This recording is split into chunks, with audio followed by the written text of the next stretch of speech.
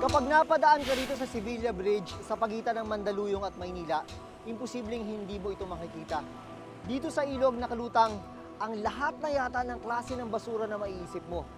Ito ang literal na ilog ng basura.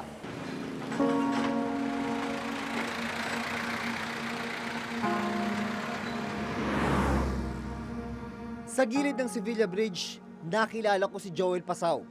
Mahigit 20 taon nang nakatira sa gilid ng tulay. Nasaksihan daw niya kung paano lumala ng lumala ang pagdami ng basura dito. Araw-araw yan, lagi kitang marumi ang ilog. Lagi may basura. Maraming administrasyon na dumaan. Ganyan pa rin yung ilog niya. Kulay itim. Pero matatanda, kulay raw yan. Kapit ko yata yung tubig nung araw. Paninis daw nung araw. Dito na rin daw kasi nagtatapon ng basura ang ilang residente sa lugar. Nasanay na, nakasanayan ko na eh. Araw-araw, ganyan. Kada labas ako, papasok, ganyan pa rin. Sanay na rin ako. Parang nga hindi nauubos yung basura, merong inaagos eh. Nang puntahan namin ang lokal na pamahalaan ng Mandaluyong City, sinabi nilang hindi lang sa kanila nanggagaling ang mga basurang naitapon sa San Juan River dahil may iba pang mga syudad na dinadaluyan ang ilog. Hindi ho namin tinatanggi, parte ang Mandaluyong nung ibang mga duming nanggagaling doon. Pero kung pag-aaralan po ang kahabaan ng San Juan River, halos kulang-kulang 1 kilometro lang po ang nasasakupan ng Mandaluyong City sa San Juan River. Ang San Juan River dumadaloy sa 4 na syudad sa Metro Manila, kabilang na ang Mandaluyong City, San Juan City, Quezon City at Maynila. Nang baybayin namin ang ilog, may ilan di mga gusali na dito direktang nagtatapon ng dumi. Nitong Martes, ilang tauhan ng MMDA ang naabutan naming naglilinis sa ilog. Pero marami-rami pa ang kailangang linisin. Hindi nila natapos ngayong araw ang paglilinis sa ilog. Meron pong nilatag na programa doon para i-trap yung mga floating waste accumulated along San Juan River. Doon po ang pinakamababang elevasyon na pwedeng maaari namin na hanguin ang mga basura na naiipon along San Juan River.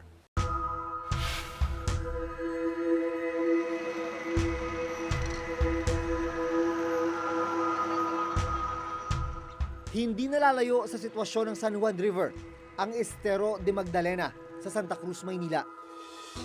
Nangingitim na ang tubig. Halo-halo ang basura. Natakluban na ng mga lumulutang na basura ang tubig dito. Ito yung isa sa mga sinasabing palikuran ng mga taga rito. Ang masaklap, pag kailangan nilang umihi, dito ginagawa, pero ang bagsak sa estero. Katunayan, dyan pa nga naiwan sa ilalim ang mga dumi ng tao. Aminado ang ilang mga residente dito, tulad ni Aling Lydia, nakasama sila sa mga nagtatapon ng basura sa estero. Minsan po ang mga anak ko, kasi naglalabas kami ng basura sa labas na naka-plastic, hindi naman maiwasan ang mga anak ko na hindi maghagis. So diretso na sa estero yun? Oo, estero. Naaalala pa raw ni Aling Lydia kung gaano kalinis ang Estero de Magdalena noong araw. Dati po kasi tumatakbo ang tubig niyan, malinaw na malinaw. Halos may mga dalag pa nga dyan at saka hito eh. Pag umuulan nga, may naliligo pa eh. Dumarating ba sa puntong mas mabaho talaga yung amoy niyan? Pag napuno talaga siya ng amoy, sumisipaw talaga ng husto. Kasi dyan na rin yung kubeta eh. Naabutan kong naglilinis ang ilang tauhan ng MMDA. Bukod sa halo-halong basura, makapal na burak ang nakuha sa estero. Gano'ng kadaming basura nakukuha nyo rito araw-araw? Marami. Dami. Nawawala lang yung amoy. Sanay na eh. Sanay na kayo sa amoy? Siyempre, lilinisin mo ngayon. Pagbalik nyo kinabukasan, madami na naman yan. Paulit-ulit lang. Lahat na yata ng klase ng basura, lahat ng klase ng dumi nandito sa esterong ito. Plastic, kahoy, minsan, ayan, dumi ng tao nakabalot sa plastic. Mahalagang malinis ang mga basura sa mga estero at ilog. Kung mangyayari kasi ito, maayos na dadaloy ang tubig sa mga estero at ilog patungo sa karagatan. Pero kung barado ang mga daluyan ng tubig, hindi malayong umapaw ang tubig na nagiging sanhi ng pagbaha. Ang mga naipon na basura sa Estero de Magdalena, dito muna sa pumping station sa Vitas Tondo, pansamantalang itinatambak. Ang pagtatayo at pagpapagana ng pumping station ang isa sa mga paraan para malinis ang mga daluyan ng tubig, gaya ng narito sa Vitas Tondo sa Maynila. Ang papel ng pumping station ay siguruhin na hindi masyadong tataas yung level ng tubig sa ilog. Kasi kung hindi ma-pump out yung tubig papunta sa dagat, tataas yung level ng tubig sa ilog at dito na nagkakaroon ng pagbaha sa maraming bahagi ng Metro Manila. Ang problema, maraming pagkakataon na nasisira yung mga pumping station dahil sa sobrang dami ng basura.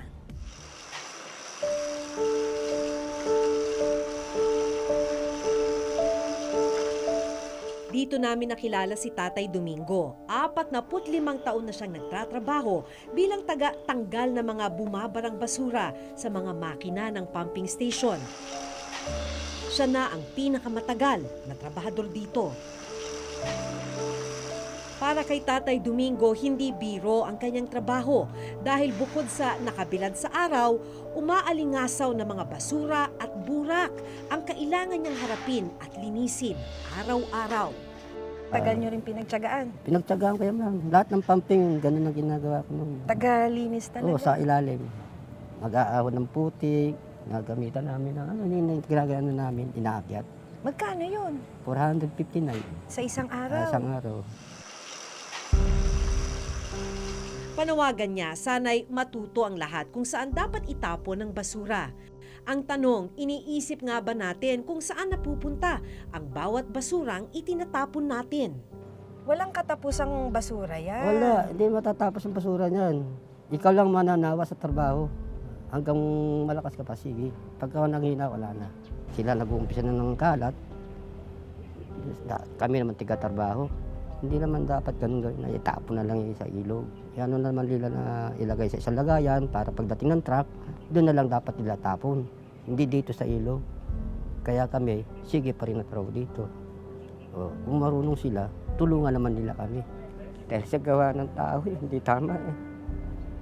Yan, sa sakripisyo, si sila, gobyerno. Sino siya yun? Sarili natin, nasa sarili natin. O, siyempre, naapektuhan tayo. Ang mga naipong basura sa San Juan River, Estero de Magdalena at sa Vitas Pumping Station, idiniretso naman sa mga sanitary landfill. Ang isa ay sa Navotas, ang isa naman ay nasa Rodriguez Rizal.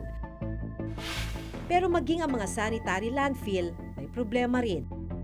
Nakasaad sa Republic Act 9003 o Ecological Solid Waste Management Act na dapat ay hinihiwalay na ang mga nabubulok, hindi nabubulok at ang mga maaring iresiklo sa kabahayan at barangay pa lamang.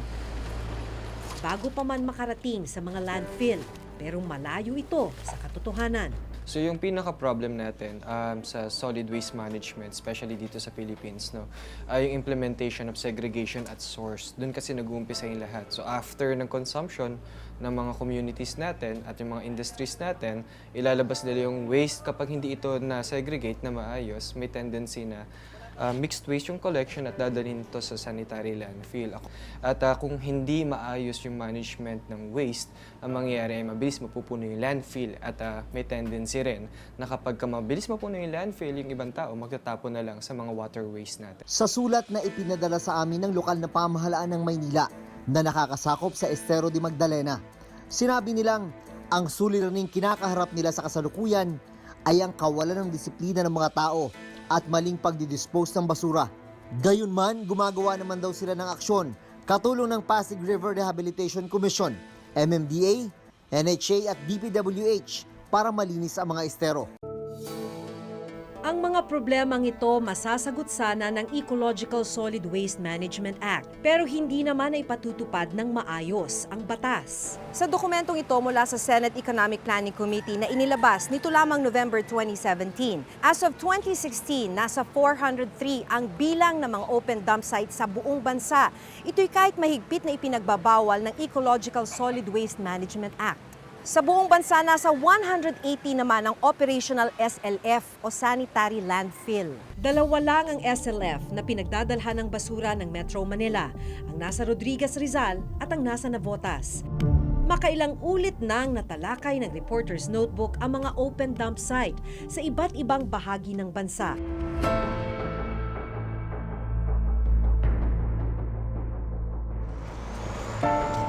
Sa dami ng binabagsak na basura dito kada araw, nagmimistula na tong bundok. Ngayon, ang delikado kasi sa ganitong dump site, naghahalo-halo yung mga basura, maraming kemikal na delikado sa kalusugan ng tao. Lalo na kung yung mga kemikal na ito, yung katas ng basurang ito ay mapunta sa groundwater at mainom ng tao. May open dump site na nakita ang Reporter's Notebook sa Cebu at Cavite. Sa datos mula sa DENR, umabot sa halos 600 local government executives sa buong bansa ang inireklamo sa Ombudsman dahil sa paglabag sa RA 9003 o Solid Waste Management Act. Pursigido pa rin ang National Solid Waste Management Commission ng EMB na panagutin ang mga hindi sumusunod dito. Ang National Solid Waste Management Commission, may inauthorize ang commission to sign the complaint of affidavit at yun ay sinamit sa ombudsman. At pinakinggan at ininvestigahan din ng ombudsman at we are just awaiting for the resolution. Ang involved dito yung mayor, vice mayor, and the rest of the local officials, na elected officials, including yung city environment and natural resources officer, yung city enro, doon sa kaso. Isa pa sa kailangang tugunan ng pamahalaan ang pag-relocate sa mga informal settler na nakatira sa mga daluyan ng tubig. Makailang ulit ng plinano ng mga nakaraang administrasyon ang paglilipat sa mga nakatira rito. Pero hanggang ngayon, hindi pa rin ito nasusolusyonan. Sa pag-aaral ng World Bank sa taong 2025, posibleng umabot na sa 77,000 tonelada ng basura ang maiipon sa buong bansa. Mahigit 100% mas mataas kumpara sa mahigit 30,000 tonelada ng basurang naiipon sa buong bansa sa kasalukuyan.